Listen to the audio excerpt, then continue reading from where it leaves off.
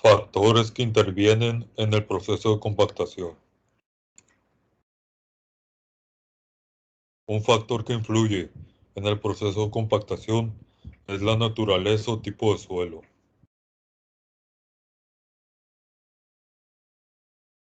El tipo de suelo con que se trabaja influye de manera muy importante en el proceso de compactación, ya que en el proceso de compactación tiene influencia la granulometría del suelo, la forma de sus partículas, el contenido de finos, la cantidad y el tipo de minerales arcillosos, la gravedad específica, entre otros factores. De acuerdo a la naturaleza del suelo, se aplica la técnica de compactación más adecuada para ese tipo de suelo. Se debe siempre reconocer las características del suelo en el cual se realizarán los trabajos de compactación o del suelo que se usará como material constructivo en las distintas aplicaciones, ya que no es lo mismo compactar suelos granulares que suelos finos, dado que poseen distinto comportamiento ante el proceso, por lo que es importante clasificar el suelo, dado que éste determinará la elección del método de compactación más eficiente y adecuado.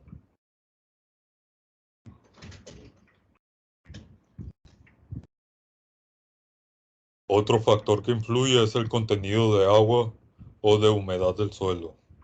El contenido de humedad en el suelo que se compacta es un factor fundamental en el proceso de compactación y determinante en el tipo de estructura que se desarrolla por efecto del mismo. Un contenido de humedad alto implica que los poros contienen bastante agua, como para que la deformabilidad no drenada del suelo sea baja, puesto que en este caso las presiones aplicadas son soportadas principalmente por la mezcla aire-agua que aún queda en los poros, mientras que una humedad baja implica que en los poros hay poca agua y la succión que se desarrolla hace que el suelo sea poco deformable, ya que rigidiza el esqueleto sólido, que es el que básicamente soporta las acciones externas. Por eso es importante alcanzar el óptimo contenido de humedad, ya que es el que produce el máximo peso volumétrico seco, que se debe obtener con el determinado procedimiento de compactación que se utilizó. Si el contenido de humedad está por debajo del óptimo, el suelo es rígido y difícil de comprimir, originando densidades bajas y contenidos de aire elevados. Cuando el contenido de humedad está por encima del óptimo, el contenido de aire se mantiene, pero aumenta la humedad produciendo la disminución de la densidad seca. Cabe destacar que en condiciones naturales, el suelo ya contará con un porcentaje de humedad obtenida por las condiciones naturales, por lo cual, al agregar agua para la obtención de la humedad óptima de compactación, no debe asumirse el suelo en estado seco. Y por eso es muy importante el contenido de agua que tenga el suelo a la hora de hacer la compactación.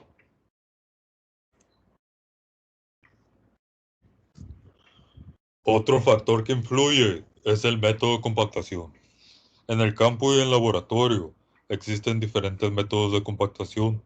El método de compactación a usar depende del terreno y de la disponibilidad de maquinaria adecuada para la realización de la compactación.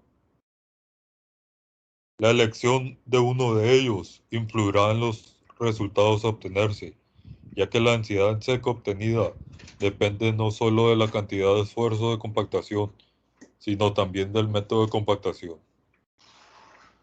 Existen varios tipos de métodos de compactación, como lo son compactación por impacto, por amasado, por aplicación de carga estática, que es por presión, por vibración o por métodos mixtos. Cada una de ellas tiene a su vez una variante de laboratorio y otra de campo. De cualquier forma, estos métodos producen resultados diferentes, tanto en la estructuración como en las propiedades del material que se compacta. Es común que los métodos utilizados en campo sean más difíciles de diferenciar. Es más común describirlos por el tipo de maquinaria que se va a utilizar. Y así se habla de la compactación de rodillo liso, con rodillos neumáticos, con equipo vibratorio, etc. Se supone que los procesos de laboratorio reproducen las condiciones del proceso de campo, pero es muy difícil generar en el laboratorio las condiciones presentes en el trabajo de campo, por lo que es necesario encontrar una buena correlación entre un método experimental y el procedimiento de compactación que se aplicará en obra, en el sentido de que las condiciones en laboratorio reproduzcan en forma representativa las condiciones del suelo compactado en el campo.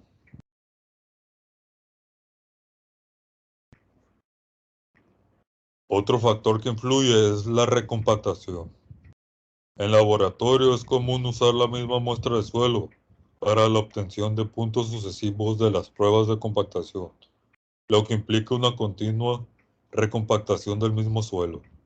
Esta práctica es inconveniente debido a que se ha demostrado que si se trabaja con suelos recompactados, los pesos volumétricos que se obtienen son mayores que los que se obtienen con muestras vírgenes en igualdad de circunstancias. De modo que con suelos recompactados la prueba puede dejar de ser representativa. Esta reutilización de un mismo espécimen para obtener todos los puntos de la curva causa una deformación volumétrica de tipo plástico causada por las sucesivas compactaciones. La compactación muy intensa puede producir un fracturamiento de las partículas y originar un material susceptible al agrietamiento.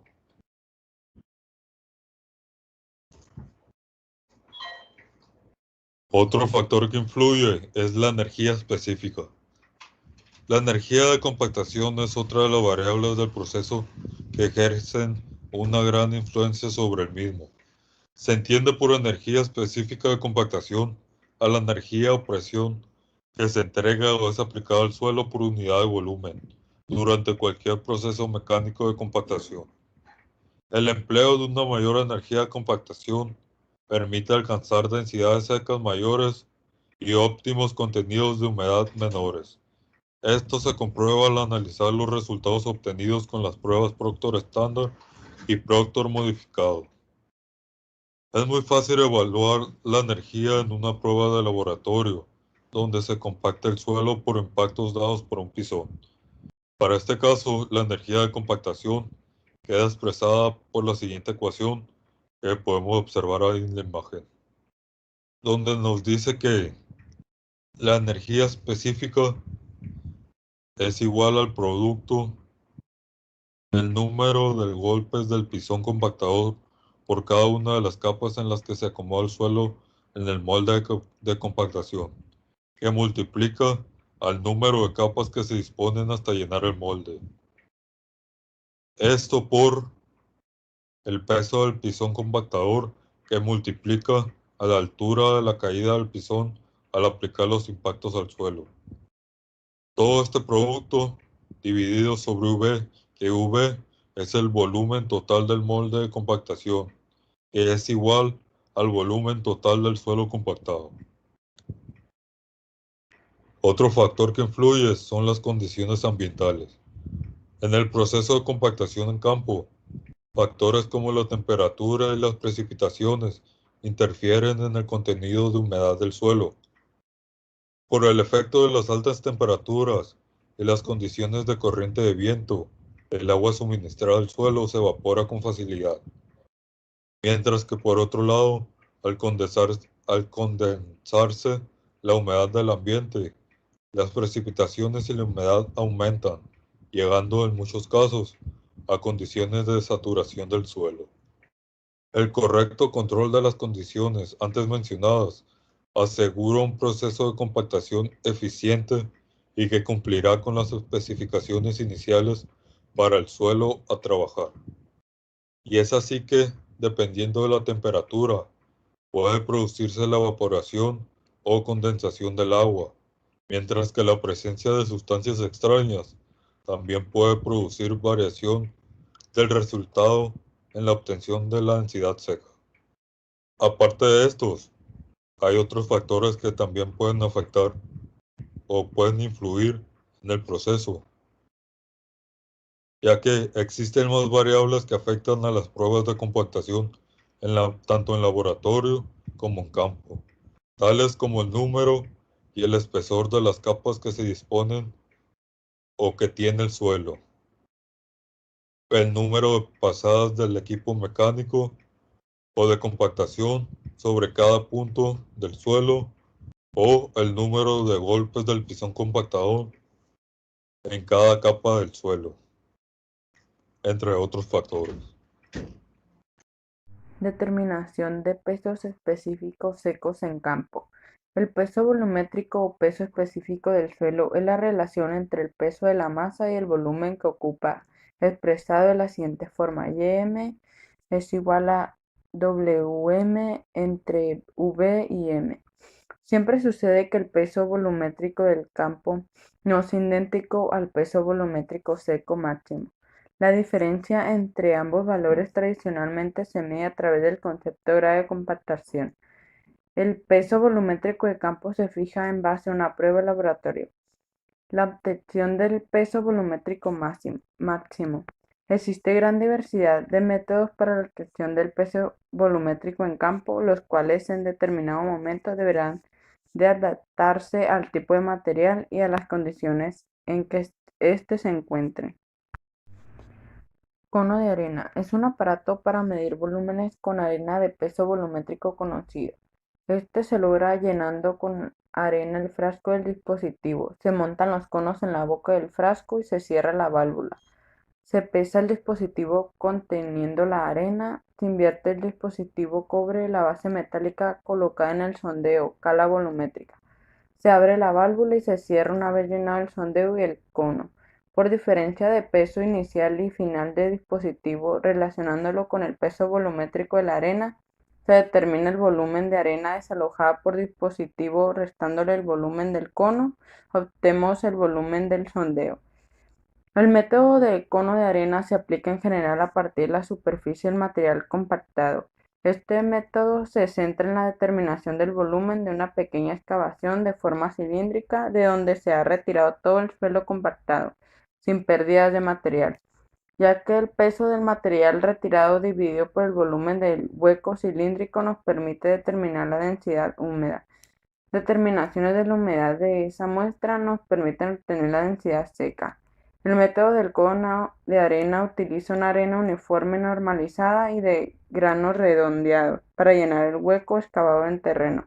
Previamente en el laboratorio se ha determinado para esta arena la densidad que ella tiene para las mismas condiciones de caída de este material va a tener en terreno. Para ello se utiliza un cono metálico. Balón de densidad. El volumen del agujero dejado por el suelo que se ha extraído por medio de un cilindro graduado se lee el volumen de agua bombeado que llena la cavidad protegida con el balón de caucho que impide la absorción del agua en el terreno. Como ventaja, este método resulta ser más directo y rápido que el cono de arena, pero entre sus desventajas se encuentran la posibilidad de ruptura del balón o de la imprecisión en adaptarse a las paredes del agujero, producto de cavidades irregulares o proyecciones agudas, lo que lo hacen poco utilizado. Empleando aceite. Este método consiste esencialmente en la medición del volumen del suelo excavado mediante el vertido de aceite de elevada viscosidad, cuyo volumen utilizado, peso o volumen, se mide con la precisión requerida. Ver norma IRAM en preparación. Este método constituye una alternativa al método de sustitución con arena, con la restricción de no ser apto para suelos blandos que se deformen bajo la presión hidrostática generada por el ensayo o de las grandes paredes del hoyo no pueden permanecer estables o que el suelo esté constituido por partículas gruesas, arenas gruesas, gravas, etc., que originen pérdida del fluido. Prueba Proctor estándar. En la actualidad existen distintos métodos para reproducir en laboratorio las condiciones de compactación en obra. El primero y más difundido es debido al Dr. Ralph Roscoe, Proctor 1933, y es conocido como ensayo Proctor estándar. La prueba consiste en compactar el suelo a emplear en 3 capas dentro de un molde de forma y dimensiones normalizadas, por medio de 25 golpes en cada una de ellas, con un pistón de 2.5 kilogramos de peso, que se deja caer libremente desde una altura de 30.5 centímetros. Con este procedimiento, Proctor observó que para un suelo dado, al contenido de humedad creciente incorporado de la masa del mismo, se obtenía densidades secas suavemente más altas, mejor grado de compactación. Asimismo, notó que la tendencia no se mantenía indefinidamente, sino que al superar un cierto valor de humedad agregada, las densidades secas disminuían, con lo cual las condiciones empeoraban, es decir, puso en evidencia que para un suelo dado y a determinada energía de compactación existe un valor de humedad óptima, con la cual puede alcanzar la máxima densidad seca. Prueba Proctor modificada. En tiempos de la Segunda Guerra Mundial se introdujo el ensayo Proctor modificado ASHTO-T-180 como respuestas a la exigencia de la subrasante más densas del aeropista, demandadas por el pesado equipo de aviación militar, que se desarrollaron por entonces. Este ensayo modificado el estándar aumentado el número de capas de 3 a 5, el número de golpes en cada una de ellas se llevó de 25 a 55. El peso del pisón se elevó a 4.5 kilogramos y la altura de la caída a 45.7 centímetros. Básicamente, con ello se evitó incrementar las 3 compactaciones relativas, por encima del 100% del Proctor normal o estándar, y la dificultad que presenta algunos suelos en ser compactados en campo cuando su humedad óptima determinada por la última prueba es cerca al límite plástico. Comparando los resultados entre ambos, para un mismo suelo se puede comprobar que el modificado provee valores de densidad secas máximas más elevados a consecuencia de la mayor energía aportada, en correspondencia con menores valores de la humedad óptima. Actualmente ambas pruebas cuentan con variantes de las formas originales. Las selecciones del tipo de ensayo a efectuar dependerán básicamente de la naturaleza de las obras realizadas. Prueba Porter.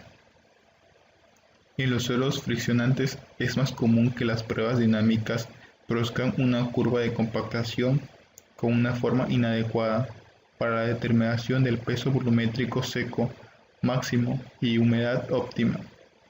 También para este tipo de suelo existen otras pruebas de compactación en las que usualmente se define una curva de compactación de forma típica, adaptada con los fines que se persiguen. Una de estas de las pruebas de compactación estática que introdujo Porter y que alcanzó una forma definitiva alrededor de 1935. En ella se compacta al suelo colocado dentro de un molde cilíndrico de unas 6 pulgadas de diámetro. El suelo se dispone en 3 capas y se acomoda en 25 golpes de una varilla con una punta de bala, lo que significa una compactación intensa, pues la varilla es ligera y la altura de caída, que no está especificada en la misma, utilizables por el operador para la manipulación cómoda. La compactación propiamente dicha se logra al aplicar al conjunto de 3 capas una presión de 140.6 kilogramos sobre el centímetro cuadrado, la cual se mantiene durante un minuto. Este método de prueba sirve para determinar el peso volumétrico seco máximo y la humedad óptima en suelos de partículas gruesas, que se emplea en la construcción de terracerías. También se puede emplear en arenas y en materiales cuyos índices plásticos sean menor que 6. El método consiste en preparar especímenes con material que pase la malla de 1 pulgada, a los que se le agregan diferentes cantidades de agua y se compactan con carga estática. Pruebas de compactación en laboratorio. Pruebas de compactación en laboratorio de compactación por impacto. La mayoría de las pruebas por impacto tienen las siguientes características. El suelo se compacta por capas en el interior de un molde cilíndrico metálico, variando de unas pruebas a otras el tamaño del molde y el espesor de la capa. A continuación vemos algunas imágenes de lo que vienen siendo estos moldes para la prueba en laboratorio. En todos los casos, la compactación se logra aplicar a cada capa dentro del molde un cierto número de golpes uniformemente distribuidos con un pistón, cuyo peso, dimensiones y altura de caída cambian de unas pruebas a otras. El número de golpes del pistón se aplica por capa y también cambian las diferentes pruebas. A continuación vemos alguna imagen de estos pistones que son utilizados en la compactación por impacto. Se da algunos golpecitos para hacer la prueba. Y también vemos una fórmula que en todos los casos la energía específica se puede calcular con bastante aproximación con esa fórmula.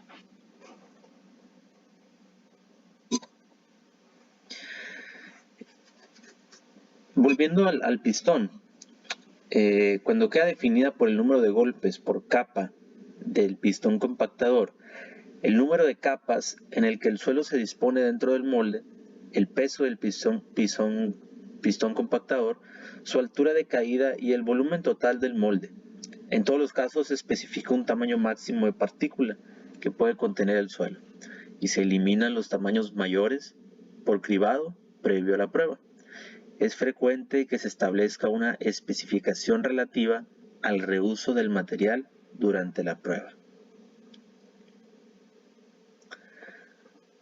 También tenemos la prueba de Proctor estándar, que en la prueba de Proctor estándar el suelo es compactado en un molde que tiene un volumen de 943.3 centímetros cúbicos. El diámetro del molde es de 101.6 milímetros.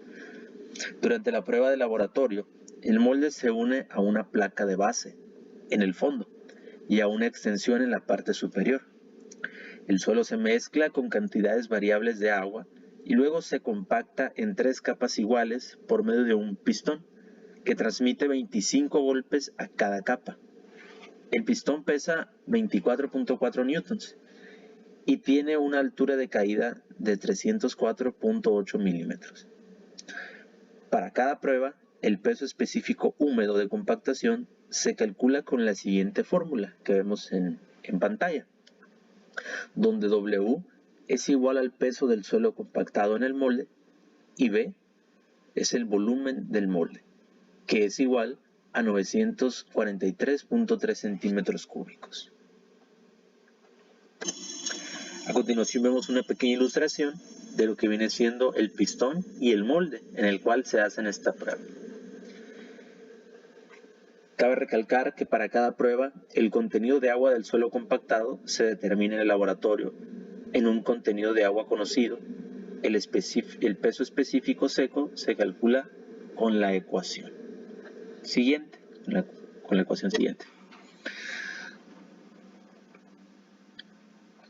Los valores determinados se grafican contra los correspondientes contenidos de agua para obtener el peso específico seco máximo y el contenido de agua óptimo para el suelo.